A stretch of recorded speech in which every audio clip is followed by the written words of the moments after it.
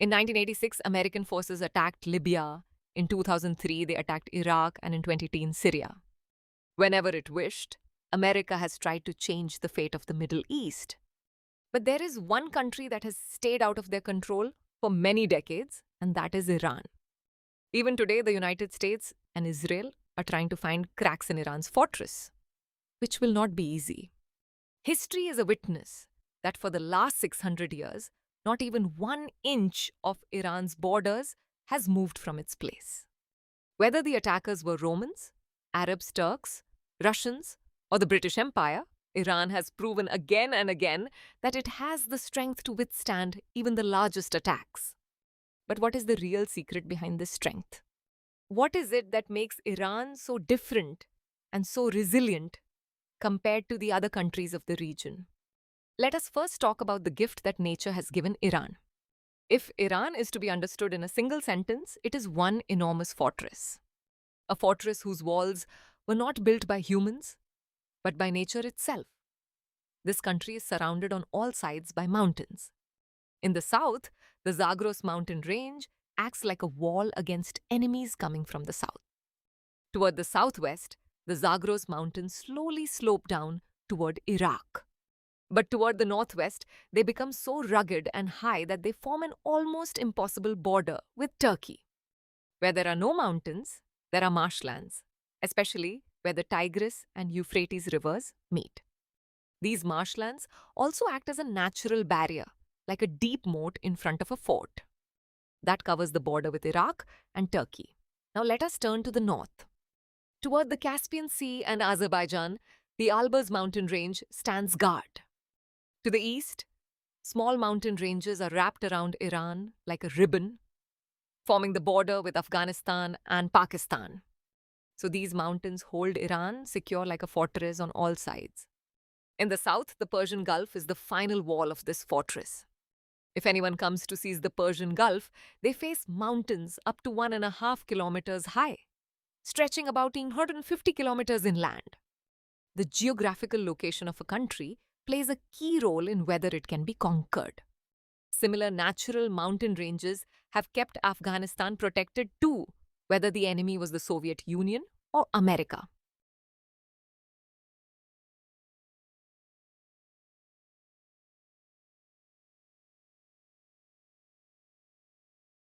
In the same way, these mountains are so important for Iran's safety that every single attempt made to conquer Iran over the last 600 years has failed. Apart from Iran's borders, if we look inside, there are two large deserts, the Kavir Desert and the Lutezut Desert. They are so barren that people are forced to live up on the mountains. Iran's total population of about 90 million mostly lives in these mountainous areas. This is why entering Iran and controlling it from within has always been a terrifying dream for any foreign army. For enemies coming by land, there are logistical challenges on one side, and on the other side, there are supply line difficulties, narrow paths, and harsh weather that keep creating new problems for them. But there is another side to this story. These same mountain ranges that protect Iran also imprison it. Looking at history, whenever Iran has tried to push toward the west, these same ranges have become a major obstacle for Iran itself. This is why, to maintain its presence in the south and west, Iran does not fight directly, but has instead built a network of proxy groups such as Hezbollah in Lebanon, the Houthis in Yemen, the Islamic resistance in Iraq, and Hamas and Islamic Jihad in Palestine. That was the advantage of Iran's geography. Now let us come to the Strait of Hormuz. The Strait of Hormuz holds tremendous strategic value for Iran.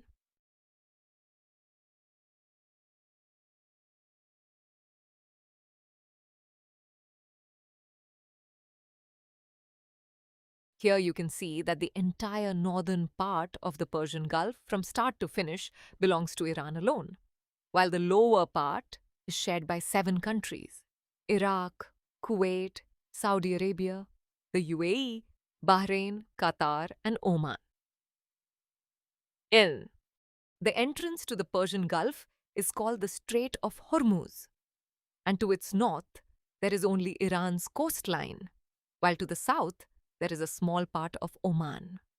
On the Iranian side, Hormuz forms a V shape, which allows Iran to control this stretch better from three sides.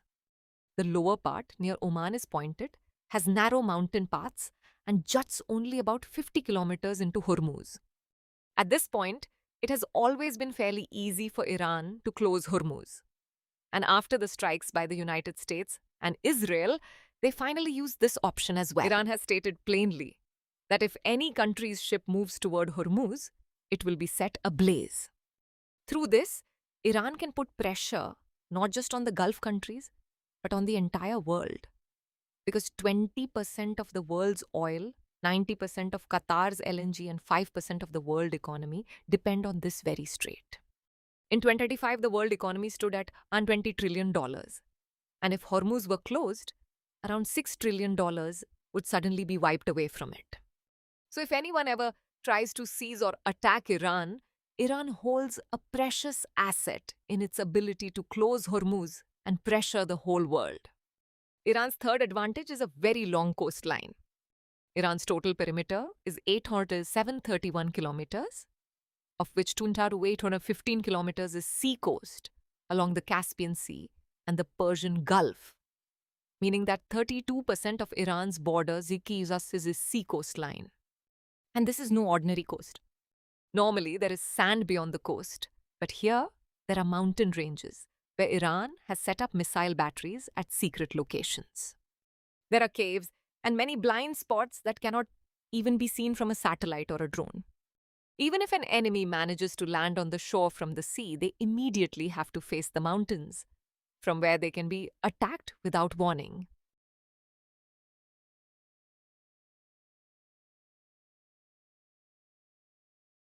After geography, the Strait of Hormuz and the difficult coastline, another shield that protects Iran from outside invaders is the many different peoples who live there.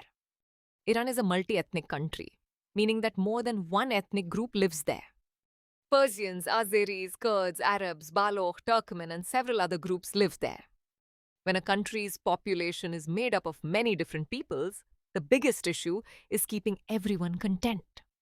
Each group wants its own rights and wants to protect its own language and culture. Here, different groups live in the mountainous regions with their own languages and cultures, and many of them carry disputes that are several hundred years old. Of course, Iran has brought everyone together under the umbrella of Shia Islam. But even so, protests are often seen here.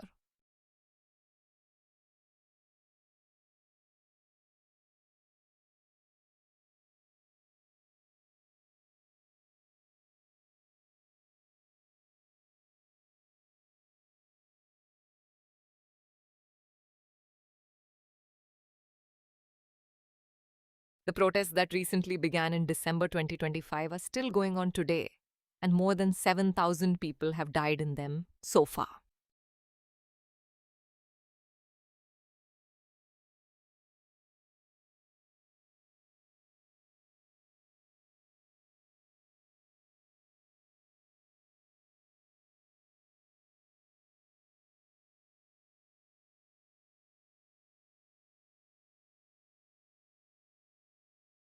This is the largest wave of protest since the Islamic Revolution of 1979. Controlling all of this and bringing everyone under a single umbrella has always been a difficult task for Iran. Sometimes one group is unhappy, and sometimes another. This multi-ethnic makeup is a problem for Iran, but it is an even bigger problem for any invader coming from outside. Anyone who thinks of seizing Iran first has to fight its geography, and then has to carry all the internal groups along together, which seems like an impossible task. This is exactly why, during the British colonial era, when Britain ruled over the subcontinent, no one was ever able to turn Iran into a colony. The United States and Israel understand this very well too. That is why President Trump keeps repeating that the people of Iran should overturn this Islamic regime, because they too know that defeating Iran without the power of its people is nearly impossible. In 1941, the British and the Russians occupied it, and even that was done with the help of the son of Iran's Shah, with the aim of stopping the Nazi forces in the Second World War from turning Iran into a base.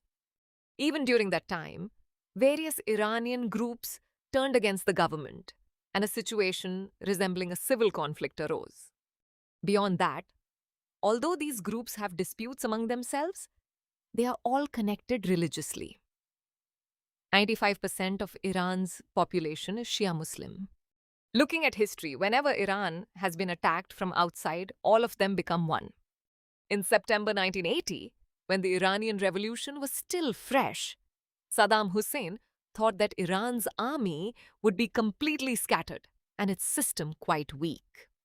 Thinking this, Iraq attacked Iran with the intention of seizing it. But the conflict that Saddam Hussein took lightly went on for the next 8 years.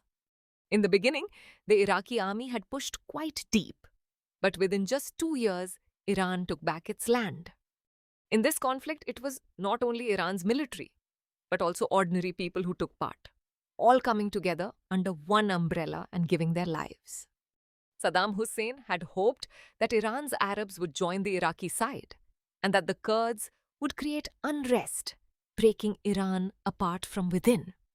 But all of Saddam Hussein's hopes were washed away.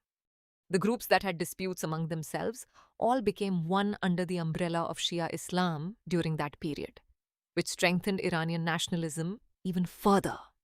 After a conflict that lasted 8 years and around 1 million casualties, in the end Iraq was exhausted, and so was Iran. But without taking even a single inch of land, Saddam Hussein had to accept defeat. Iran's most dangerous weapon is not its army, it is its size. This country is not a small target that can be captured in a few weeks. It is a strategic maze spread over 1.6 million square kilometers, meaning that 2 countries the size of Pakistan could fit inside it. Even if an army crosses the border, immediate victory is impossible. They have to reach centuries-old mountain paths, desert plateaus, and cities located deep in the interior. This is called the concept of strategic depth, meaning that the deeper an enemy pushes in, the longer their supply line becomes, the greater the pressure of fuel and logistics grows, and the more time the defenders get. On top of that, cities like Tehran, Isfahan, and Mashhad are not on the border but are kept safe deep inside. And by the time an enemy reaches them, they are already exhausted. So it would not be wrong to say that Iran's land itself is like a silent guardian, one that turns time into its greatest weapon. If you find this video informative, subscribe to our channel. For more information and an analysis, stay tuned to the channel.